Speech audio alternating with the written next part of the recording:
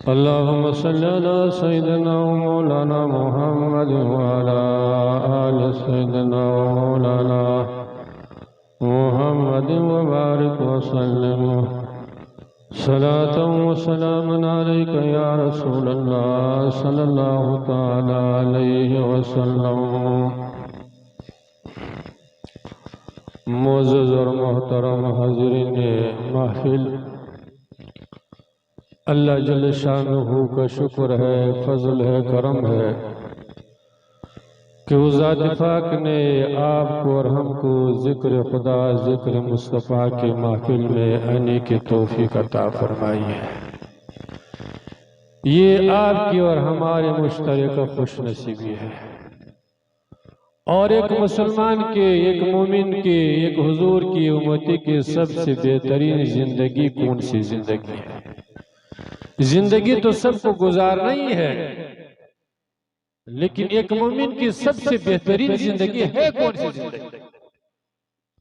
उलमा ने लिखा है कि एक मोमिन की सबसे बेहतरीन वही जिंदगी है, असल तरीन जिंदगी वही जिंदगी है जो जिंदगी के लम्हात अल्लाह और अल्लाह के रसूल की इताअत और बंदगी में गुजर जाए, अल्लाह और अल्लाह के रसूल की जिक्र और अज़कार में गुजर जाए, कुरान की तिलावत में गुजर जाए, मस्जिद में गुजर जाए, दुरूद पढ़ने में जो जिंदगी के लम्हात गुजर जाए, वालिदैन की खिदमत में जो जिंदगी के लम्हात बसर हो जाए, गरीब और यतीम की खिदमत में जो जिंदगी बसर हो जाए, वो सबसे बेहतरीन, सबसे अफजल तरीन जिंदगी। जिंदगी तो सबको गुजारना ही है। अगर मुसलमान इस बात पर गौर करे कि अल्लाह ने हमको जिंदगी क्यों दी है, हम इस दुनिया में जो आए हैं क्यों आए हैं, हमारी जिंदगी का असल मकसद क्या है, अगर मुसलमान इस पर गौर करे और फिर हालात के ये अभी जो हमारा मुआशरा चल रहा है उसका जायजा ले, तो मुसलमान अपनी जिंदगी से बहुत दूर हो चुका है, बहुत अपनी जिंदगी का मकसद को छोड़ चुका।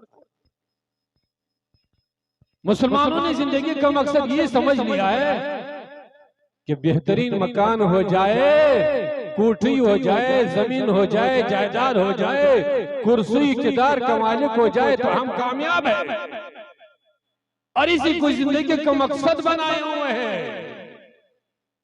और इसी के लिए क्या कर रहा है? सुबह भी मेहनत कर रहा है, शाम को भी मेहनत कर रहा है, दीन के उजाले में भी मेहनत कर रहा है, रात के अंधेरे में भी मनसूबा बंदी बना रहा है।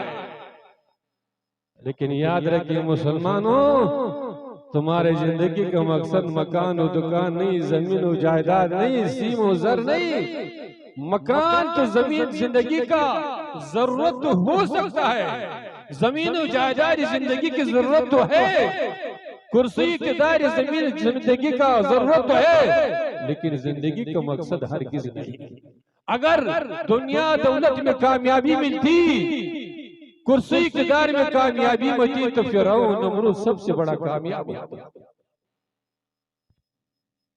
लेकिन नहीं, कामयाब वो इंसान है जिसने अपनी जिंदगी का मकसद क्या बना लिया? अल्लाह और अल्लाह के रसूल की इताअत को अपनी जिंदगी का मकसद बना लिया, अल्लाह और अल्लाह के रसूल की जिक्र को अपनी जिंदगी का मकसद बना लिया, मस्जिद की इताअत को अपनी जिंदगी का मकसद बना लिया, कुरान पर, हुजूर की सीरत पर अपनी जिंदगी का मकसद बना लिया। वो दुनिया में भी कामयाब रहेगा, दुनिया में भी सरबुलंद होगा, दुनिया में भी अल्लाह की रहमतों से मुस्तफीद होगा, और जब दुनिया से रुखसत हो जाएगा तब भी हर मंजिल पर कामयाबी और कामयाबी उसको नसीब हो जाएगी। हजरत बिलाल हबशी रदियल्लाहु ताला कौन नहीं जानता है? जमीन नहीं, जायदाद नहीं, रंग नहीं, रोगन नहीं, जुबन नहीं, कुबन नहीं,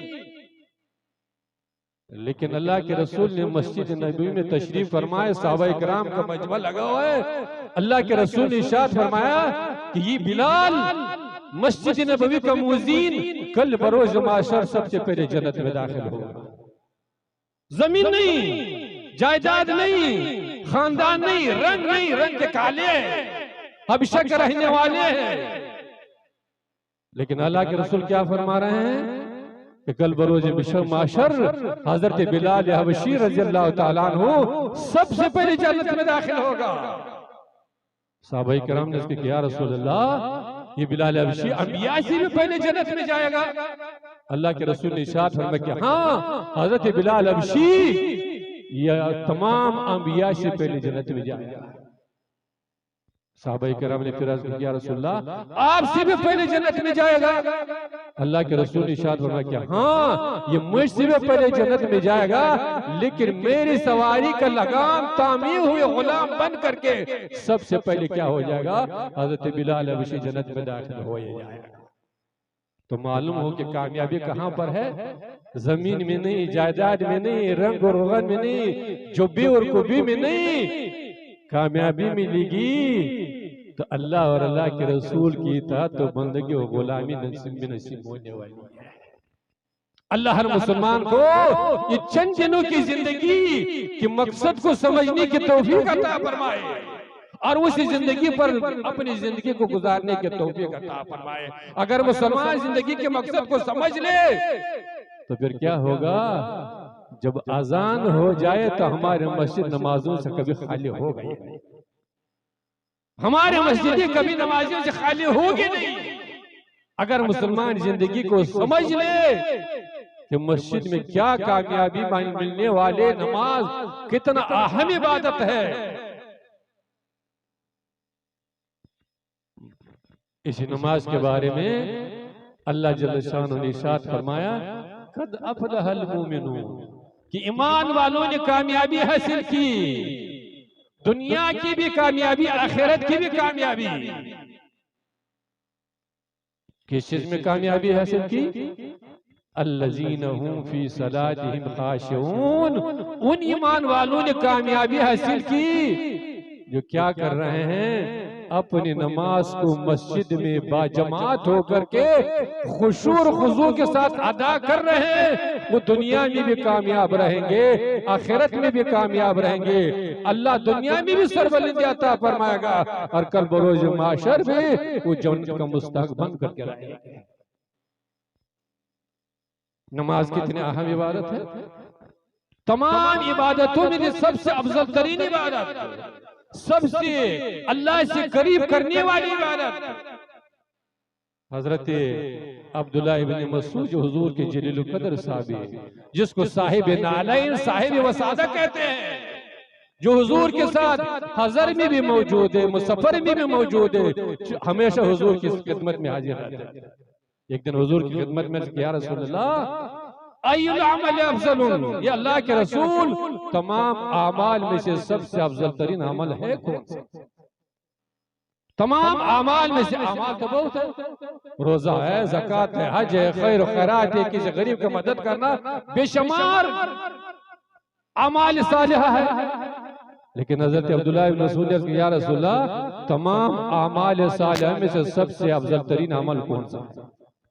अल्लाह के रसूल ने इरशाद फरमाया, अस्सलातु लिवक्तिहा, नमाज को अपने वक्त पर अदा करना, नमाज को बाजमात अदा करना, नमाज को मस्जिद में अदा करना, नमाज को अल्लाह के रजा के लिए अदा करना, ये तमाम इबादतों में से सबसे अफजल तरीन, सबसे अल्लाह से करीब करने वाली इबादत है।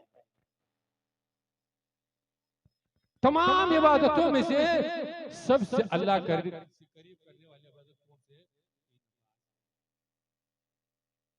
हज़रत अब्दुल्लाह इब्न मसूद से या रसूलल्लाह सुम्मा अय्युल अमल, अल्लाह के रसूल नमाज के बाद फिर दूसरा सबसे बेहतरीन, सबसे अफजल तरीन अल्लाह के रसूल ने इरशाद फरमाया, बिर्रुल वालिदैन, वालिदैन के साथ नेक सलूक करना, वालिदैन को खुश करना, वालिदैन को राजी रखना, ये नमाज के बाद सबसे बेहतरीन, सबसे अफजल तरीन इबादत है।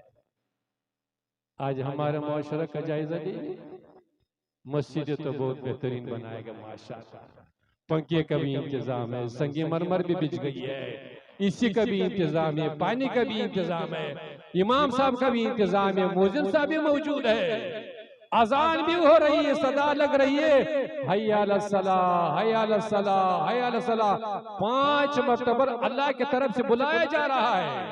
अल्लाह की तरफ से आवाज दिया जा रहा है, किसी मजिस्टर की तरफ से नहीं, किसी कलेक्टर की तरफ से नहीं, किसी मुफ्ती साहब की तरफ से नहीं, किसी पीर साहब की तरफ से नहीं, अल्लाह की तरफ से मुसलमान को आवाज दिया जा रहा है, हय्या अलस सलाह, हय्या अलस सलाह, हय्या अलस सलाह। ये ईमान वालों कामयाबी की तरफ आओ, ये ईमान वालों कामयाबी की तरफ आओ।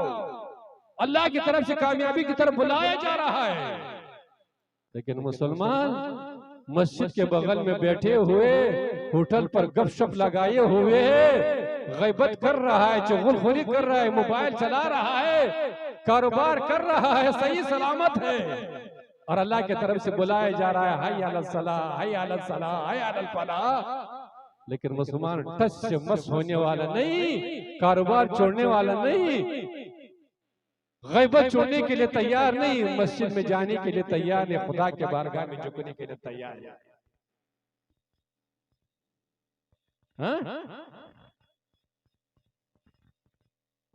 आज तो हर मुसलमान परेशान बना हुआ है, हर मुसलमान शिकायत करे कि ये मुसीबत हमारे ऊपर आ गई है, ये जालिम हमारे ऊपर मुसल्लत हो गई है। क्यों भाई? कभी मुसलमान ये भी अपने गिरबान में जाका है कि हम अल्लाह की नेमतों खा रहे हैं, नेमतों से मुस्तफीद हो रहे हैं, सांस ले रहे हैं, पानी पी रहे हैं, खाना खा रहे हैं, लेकिन 5 वक्त नमाज बारगाह इब्राहिम में झुकने के लिए तैयार है। सही सलामत होने के बावजूद घर में 10 आदमी रहते होंगे, जब अजान हो जाए 100 घरों का बस्ती होगा, 200 घरों का बस्ती होगा, मस्जिद में कितने आदमी आएंगे? 10 आदमी, 15 आदमी, 20 आदमी। जो ज़ईफ होंगे, बूढ़े होंगे, वो मस्जिद में आएंगे, नौजवान मस्जिद से गायब, सेहतमंद मस्जिद से गायब। तो फिर क्या होगा?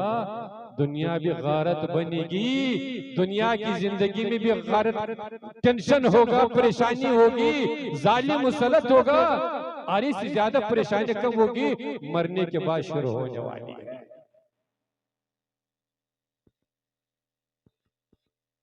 आज मुसलमान अगर सच्ची तौबा कर ले, अपने गुनाहों से बाज आ जाए, मस्जिद को आबाद करे, 5 वक्त नमाजों का पाबंद बने, तो फिर रोड पर जाने की जरूरत नहीं, हंगामा करने की जरूरत नहीं। अल्लाह इतना करीम और रहीम जात है। अल्लाह फरमाता है व अंतुमुल आलौना इन कुंतुम मुमिनीन, क्या अगर तुम लोग सच्चे मुमिन बन गए तो फिर क्या होगा? तुम लोग गालिब रहोगे, तुम लोग सरबुलंद रहोगे, तुम लोग हुक्मरान बन करके रहोगे। ये नहीं फरमाया कि तुम्हारे पास एक टम्बम होगा तो तुम कामयाब होंगे, तुम्हारे पास मिसाइल होगा तो तुम कामयाब होंगे, तुम लोग रोड पर जाओगे तो हंगामा करोगे तो कामयाब होंगे, तुम लोग क्या करोगे? कुव्वत का मुजाहिरा करोगे तब कामयाब। ये नहीं फरमाया, बल्कि 2 मुख्तसर लफ्ज़ फरमाए व अंतुमुल आलौना इन कुंतुम मुमिनीन, कि ईमान वालों तुम लोग कामयाब रहोगे, सरबुलंद रहोगे, हुक्मरान बनोगे। लेकिन शर्त क्या है? शर्त यह है इन कुंतुम मुमिनीन, अगर तुम लोग क्या हो जाए? सच्चे ईमान वाले बन जाओगे।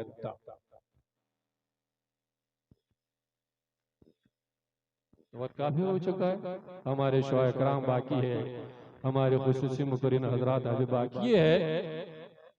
तो कहना ये चाहते हैं कि आप लोगों ने इतने मेहनत से जलसा मुनक्किद की है और रात के करीब 1:30-2 बज रहे हैं, आप लोग अल्लाह और अल्लाह के रसूल की जिक्र को सुन रहे, उलमाए कराम के बयानात को सुन रहे, बड़े खुशी का मौका है। लेकिन सिर्फ सुनना और सुनाना काफी नहीं, सिर्फ नारा लगाना काफी नहीं, शुरा पर पैसा फेंकना काफी नहीं, इसमें कामयाबी नहीं। कामयाबी कहाँ होगा? कामयाबी तब होगी, हमारा जलसा तब कामयाब होगा, आपका रात भर जागना तब कामयाब होगा कि आप क्या करेंगे? जो कुछ सुनेंगे चाहे अकीदे के ताल्लुक से हो, चाहे अमाल के ताल्लुक से हो, जो कुछ आप कुरान और हदीस की रोशनी में सुनेंगे, उलमाए किराम के ज़बानी सुनेंगे, उस पर क्या करेंगे? अमल करने की कोशिश करेंगे, नमाजी बनेंगे, तिलावत करने वाले बनेंगे, सच्चे बनेंगे, तो हमारा जलसा भी कामयाब, आपका रात भर जागना भी कामयाब, आप दुनिया में भी कामयाब रहेंगे, आखिरत में भी कामयाब रहेंगे। लेकिन हमारा मुसीबत क्या है? लोगों के दिलो दिमाग में ये बसा हुआ है कि हम हर बार जग लिया, खूब नारा लगा लिया और शोरा पर पैसा फेंक दिया, हमारी जिम्मेदारी खत्म, हमारे जलसा कामयाबी, हरगिज़ कामयाबी। हदीस पाक में आता है कि जो मुसलमान जो हुजूर की उम्मती कुरान हदीस की बातों को सुन ले और उसके बाद क्या करे, सुन करके समझ करके इधर से सुन लिया है और इधर से निकाल दिया, कल बरोज माशर उसको क्या सजा मिलेगी? उसको सजा दिया जाएगा कि लोहा को गर्म करके, छड़ को गर्म करके इस गान में घुसा करके इस घर से निकाल दिया जाएगा। ये कोई दुनियादारी के महफिल नहीं भाई, ये कोई सियासत की महफिल नहीं, ये कुरान और हदीस की महफिल है, ये अल्लाह और अल्लाह के रसूल की जिक्र की महफिल है। इसमें जो इंसान जितना बाअदब होगा उतना क्या होगा? बानसीब होगा, उतना अल्लाह के रहमतों को लेकर के जाएगा। वो कहता है कि बाअदब बानसीब, जो बाअदब होगा वालिदैन का अदब करेगा वो महरूम नहीं होगा, वो क्या होगा?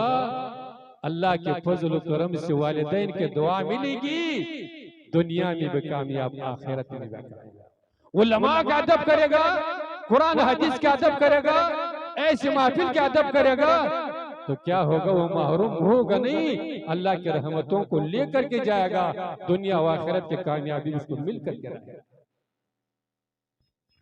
अगर ऐसे महफिल के अदब हम लोग नहीं करेंगे, और सबसे बड़ा अदब इस महफिल है क्या? इस महफिल के सबसे बड़ा अदब यह है कि जो कुछ आप सुने, नमाज के ताल्लुक से हो, तिलावत के ताल्लुक से हो, वालिदैन की खिदमत के ताल्लुक से हो, अल्लाह और अल्लाह के रसूल की इताअत और बंदगी के ताल्लुक से हो, अल्लाह और अल्लाह के रसूल की मोहब्बत के ताल्लुक से हो, अकीदे और अकीदा तो सबसे जरूरी है, अकीदा तो सबसे अहम ही है। अकीदे के दुरुस्त होने के बगैर कोई नमाज कबूल हो ही नहीं सकता है, कोई इताअत और बंदगी अल्लाह के बारगाह में कबूल हो ही नहीं सकता है। तो सबसे बड़ा अदब यह है कि जो कुछ आप और हम सुनेंगे उस पर अमल करने की कोशिश करें। अगर आप और हमने कोशिश कर ही ली अमल करने की, तो अल्लाह जल्ल शानहू अमल करने की तौफीक भी अता फरमाए। कोशिश करेंगे तब, अगर कोशिश नहीं की, सुन लिया, इधर से सुन लिया, इधर से निकाल लिया, तो फिर सजा वही मिलने वाले, कल बरोज माशर लोहे को गर्म करके इधर से घुसा दिया जाएगा, इधर से निकाल दिया जाएगा। मैं आखिरी हदीस बयान करके नमाज के ताल्लुक से, बयान तो बहुत है लेकिन हमारे स्टेज के बहुत सारे उलमाए किराम मुकर्रिन हजरात तशरीफ फरमाए, वो अपने बयान करेंगे। अल्लाह के रसूल ने इरशाद फरमाया, रकातान मिनल फज्र खैरुम मिनद दुनिया व मा फिहा।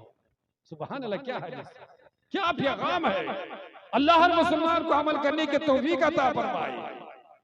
आज तो मुसलमान के दिल दिमाग में कोठी घुसा हुआ है कि कोठी बंगला सबसे बेहतरीन है, जमीन और जायदाद सबसे बेहतरीन है। नहीं, अल्लाह के रसूल ने इरशाद फरमाया, रकातान मिनल फज्र खैरुम मिनद दुनिया व मा फिहा, कि फज्र की 2 रकात नमाज अदा करना ये दुनिया से भी बेहतर है, दुनिया की तमाम चीजों से भी बेहतर है। सुभान अल्लाह, 2 रकात नमाज पढ़ना, जमात के साथ पढ़ना, मस्जिद में पढ़ना, अल्लाह के रजा के लिए पढ़ना।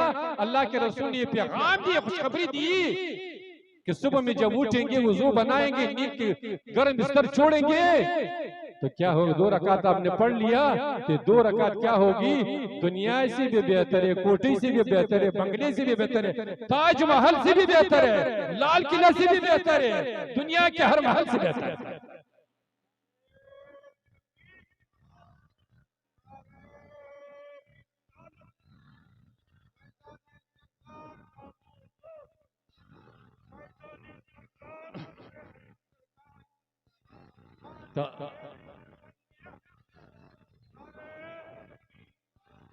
बेहतर है। क्यों बेहतर है? 2 रकात दुनिया से भी बेहतर है, दुनिया की तमाम चीजों से भी बेहतर है। उलमाए किराम ने इसकी वजाहत की है, इसको बयान किया है कि क्यों बेहतर है। उलमाए किराम ने लिखा है कि इसलिए बेहतर है कि दुनिया का कोई भी चीज हो, बंगला हो, कोठी हो, गाड़ी हो, जमीन हो, जायदाद हो, सिम उजर हो, सोना हो, चांदी हो, इसे कब तक आप फायदा उठा सकते हैं? जब तक आप जिंदा होंगे, आप दुनिया में रहेंगे, आप कोठी से भी फायदा हासिल कर सकते हैं, दौलत से भी फायदा हासिल कर सकते हैं, जमीन और जायदाद से भी फायदा हासिल कर सकते हैं। लेकिन जैसे आपकी आंख बंद हो जाए, जिस्म से रूह परवास कर जाएगा, न मकान कोई काम देगा, न कुर्सी कोई काम देगा, न सोना चांदी कोई काम देगा, सब क्या हो जाएगा? कोई काम करने के लिए। और अगर आप नमाज पढ़े होंगे, फजर की नमाज पढ़े होंगे, दुनिया में भी आपका अल्लाह की रहमतों से मुस्तफीद करेगा, दुनिया की कामयाबी भी अता करेगा। और यही 2 रकात जब आप दुनिया से रुखसत हो जाएंगे, ये क्या करेगा? कब्र में भी साथ में रहेगा, कब्र के अजाब से भी बचा देगा, कब्र के अंधेरे से भी बचा देगा। और यहाँ नहीं, यही 2 रकात आपके साथ मैदान माशर में भी जाएगा, मैदान माशर की गर्मी से भी बचा देगा। और यही 2 रकात अल्लाह के फजल और करम से आपको कहाँ लेकर जाएगा? सिद्ध जन्नत में लेकर के चला।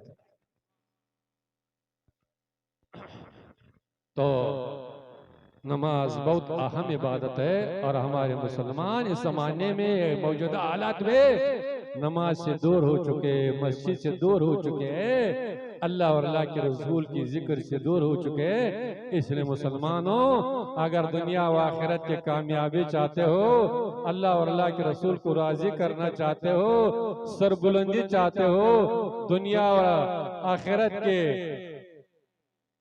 परेशानी से बचना चाहते हो, तो क्या करना होगा? आज अल्लाह के बारगाह में तौबा कीजिए, मस्जिद को पकड़ लीजिए, कुरान की तिलावत को इख्तियार कीजिए, कुरान पर अमल कीजिए, हुजूर की सीरत को अपनाइए, 5 वक्त नमाजों का पाबंदी बनिए। इंशाअल्लाहुल अजीज अल्लाह के फजल करम से दुनिया में भी कामयाब रहेंगे, दुनिया में भी सरबुलंद होंगे, अल्लाह भी राजी होगा, अल्लाह के रसूल भी राजी होगा। और मरने के बाद यही कब्र जिसे इंसान तस्वूर करके घबराने लगता है, यही अंधेरी की कोठरी, यही तन्हाई की जगह, यही कीड़े मकोड़ों की जगह कब्र। हुजूर फरमाते कि जो नमाजी दुनिया में जो नमाज पढ़ रहा था, दुनिया से रुखसत हो गया, कब्र में पहुंचा, कब्र क्या बनेगा? रौज़तुम मिन रियाज़िल जन्नह, जन्नत के बागीचों में से एक बागीचा बनकर, यहीं से जन्नत का सिलसिला शुरू हो ही गया। लेकिन हमारे मुसलमान के दिल दिमाग में दुनिया बसा हुआ है, दौलत बसा हुआ है, दुनिया की मोहब्बत बसा हुआ है, दिल से दूर हो चुका है। तो मुसलमान ने चंद दिनों की जिंदगी है, और ये इम्तिहान की जिंदगी, आजमाइश की जिंदगी। ये नमाज का मतलब ये नहीं कि अल्लाह जल्ल शान तुम्हारे नमाज का मोहताज है, तुम्हारी इबादत का मोहताज, ये मतलब नहीं। उलमा ने लिखा है कि अगर पूरी रोई जमीन की इंसान अल्लाह की नाफरमानी पर उतर जाए, अल्लाह का इनकार करे, तब भी अल्लाह के ज़ात और सिफात में कोई फर्क पड़ने वाला नहीं। और अगर पूरी रोई जमीन की इंसान 24 घंटे अल्लाह के बारगाह में सर्व सुजूद रहे, तब भी अल्लाह के ज़ात और सिफात में कोई फर्क पड़ने वाला नहीं। अल्लाह जल्ल शानहू हमारे इस जलसे को, इस कॉन्फ्रेंस को अपने बारगाह में कबूल फरमाए।